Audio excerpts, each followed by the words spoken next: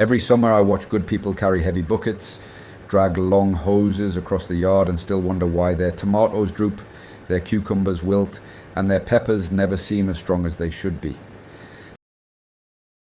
The strange part is that many of them are losing something valuable every single night without even knowing it. While they sleep, nature quietly offers free water, but almost nobody bothers to collect it because they believe only expensive irrigation systems can make a real difference. I used to think the same way until an old gardener showed me a simple homemade collector that changed the way I looked at dry summers forever.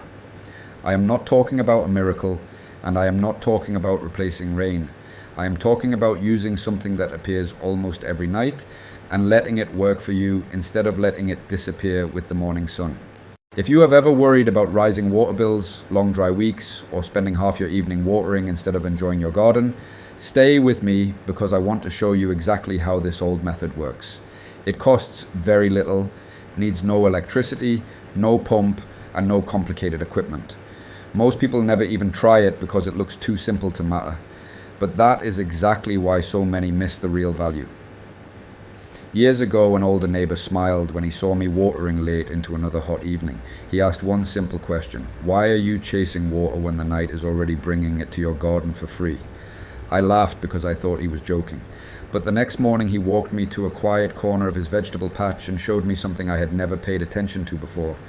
Tiny drops of clean moisture had gathered exactly where he wanted them, and little by little they were filling a container without noise, without fuel, and without effort. That morning I realized the biggest mistake was not the summer heat. The biggest mistake was ignoring what nature was already giving me. In a moment I will show you why most homemade collectors fail before they even begin. Because one small detail decides whether you collect only a few drops or enough water to notice a real difference through the hottest weeks of summer. The first thing I learned was that the problem was never the lack of water.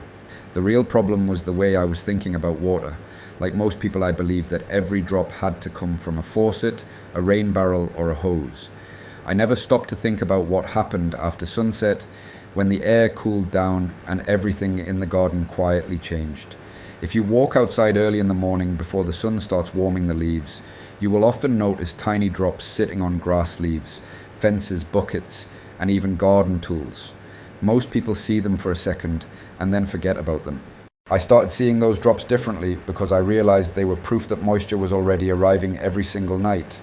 An older gardener told me many years ago that if nature can place water on every leaf, then it can also place it where you actually need it. That sentence stayed with me. The mistake most people make is believing they need a large, expensive system before anything is worth trying. In reality, a simple collector made from ordinary materials can slowly gather enough water over many nights to help young seedlings container plants, herbs, or recently transplanted vegetables. It will not replace a heavy rainstorm, and I would never tell you that it can. What it does is reduce the amount of extra watering you need while helping you make better use of every bit of natural moisture available. During long dry periods, even small savings become important because the soil stays moist a little longer and every watering session becomes more effective. I also noticed something else that surprised me. Once I stopped soaking the garden every evening, the soil surface stayed calmer and I was no longer encouraging unnecessary evaporation before the cool night arrived. Many people accidentally waste water because they water quickly without giving the ground enough time to absorb it. Then they wonder why the soil feels dry again the next afternoon. Little by little I combined careful watering with collecting night moisture, and the difference became easier to see each week. The vegetables stayed healthier through hot weather, and I felt less pressure every time the forecast showed another week without rain. But there is one small detail about where you place the collector that almost everyone gets wrong the first time, and that single mistake can reduce the amount of water you collect far more than most people would ever expect. Many years ago, an older man invited me to walk through his garden just after sunrise because he said that was the only time to see what the garden was really doing while everyone else was asleep. At first I thought he wanted to show me healthy tomatoes or a good harvest, but instead he pointed to an old wooden frame standing over a small container. It looked so simple that I almost smiled. There were no wires, no pipes, no expensive parts, and nothing that looked modern. The surface of that frame was covered with tiny drops that slowly joined together and trickled into the container below. He told me that his father had used the same idea when summers were dry and every bucket of water mattered. Back then, people did not have automatic irrigation systems, and many families could not afford to waste clean water. They learned to pay attention to small things that nature repeated every day. That lesson stayed with me because it reminded me that many forgotten methods survived for a reason. They were not perfect, but they were practical and almost free. I decided to build my own collector using materials I already had around the house. I found an old frame, a clean plastic sheet, and a shallow container that had been sitting in the shed for years. It took less than an afternoon to put everything together, and I honestly did not expect much from it. The next morning I walked outside before the sun reached the garden and saw a small drop sliding toward the edge, exactly as the old man had shown me. It was not a bucket full of water, but it was enough to make me realize that the idea actually worked. Night after night, those small amounts slowly added up. I began using that water for young seedlings, fresh transplants, and herbs that needed gentle watering instead of a strong stream from the hose. I also noticed that paying attention every morning changed the way I looked at the garden. Instead of fighting the weather, I started working with it. Very few people still do this because most assume old methods cannot compete with modern equipment. In my experience, they do not have to compete because they serve a different purpose. They quietly save water over time without adding work or expense. But building the collector is only half of the story, because one simple adjustment to its angle and surface can easily double the amount of moisture it gathers. And that is the part most people never discover on their own.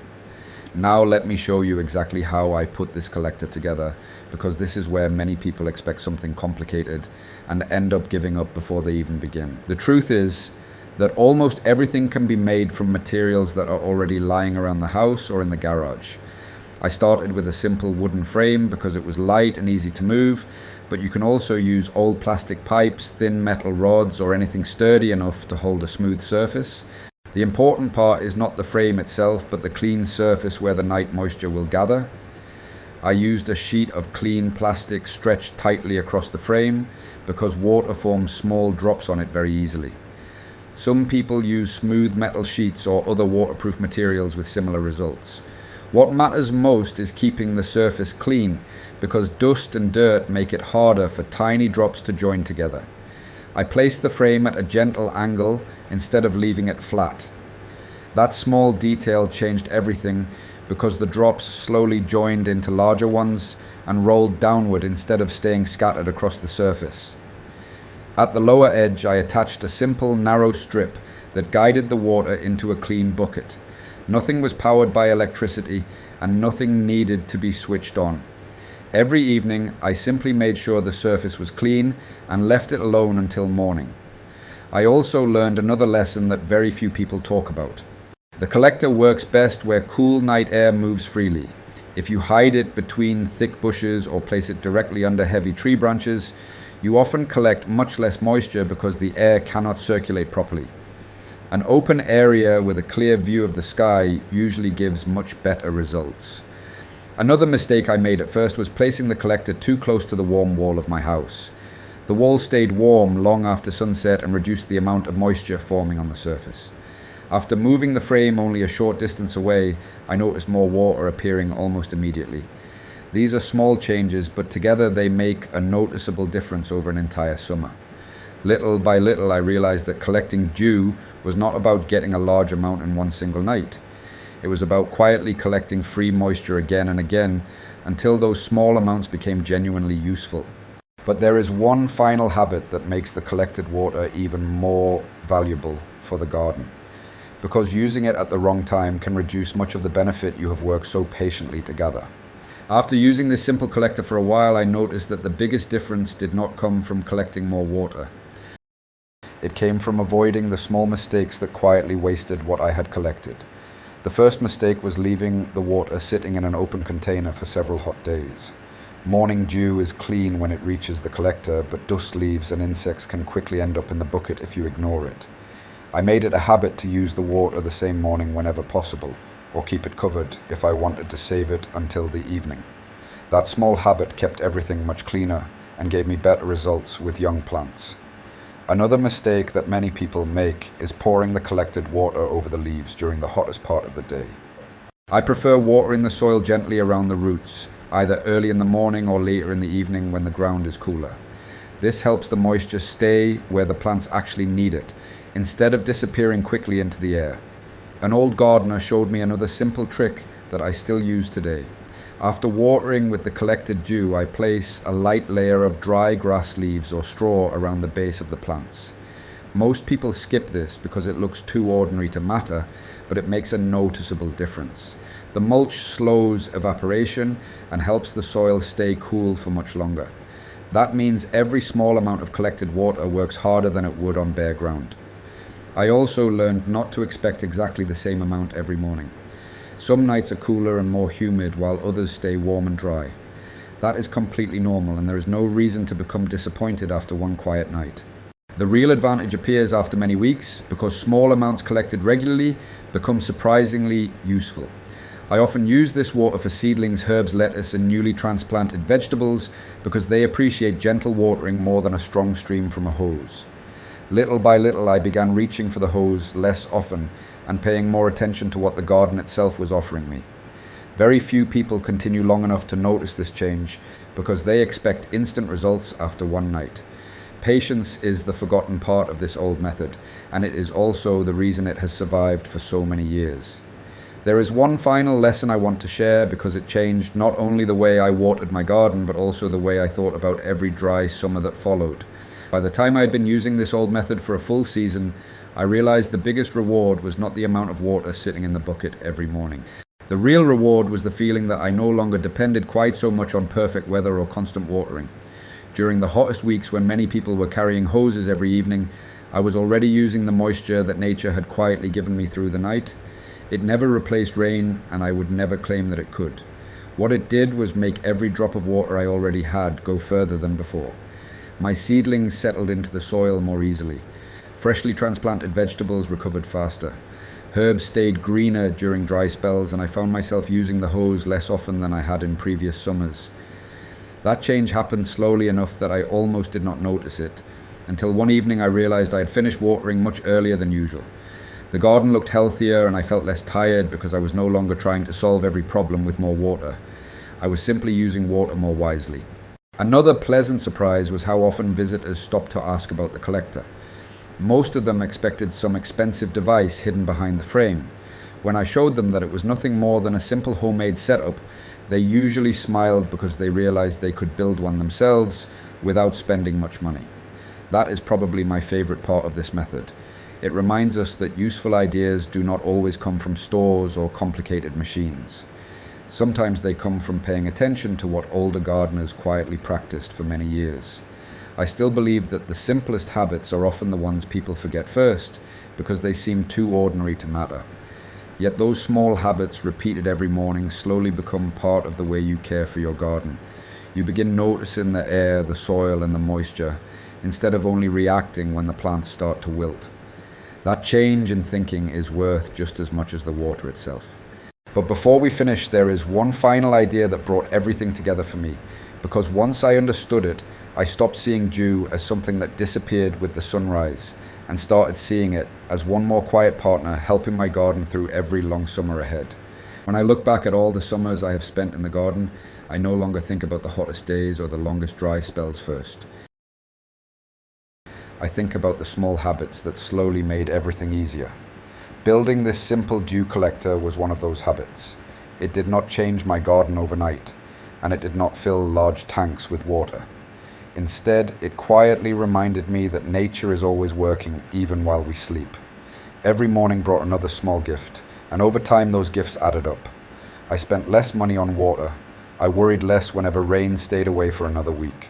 My plants stayed stronger because I learned to protect the moisture already in the soil instead of constantly trying to replace what had already been lost. That is probably the biggest lesson I can share with you.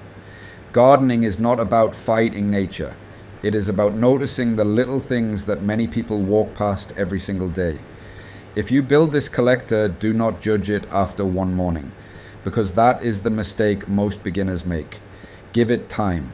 Watch what happens through several weeks of warm weather, and pay attention to how often you reach for the hose compared with previous summers. You may discover that small changes repeat every day create much bigger results than expensive equipment used once in a while. I still use this forgotten method because it costs almost nothing to maintain, and because it reminds me that the best solutions are often the simplest ones. Every year I make small improvements, and every year I learn something new just by watching the garden before the sun comes up. If this old method helps you save even a little water while keeping your vegetables healthier through the hottest part of summer, then it has already done exactly what it was meant to do. And once you begin noticing what the night quietly leaves behind, you may start seeing many other forgotten gardening ideas that have been waiting there all along. In my next video, I want to show you another simple old technique that helps keep moisture in the soil even longer, without expensive products, because it works perfectly together with the method you learned today, and the combination is even more useful than either one on its own.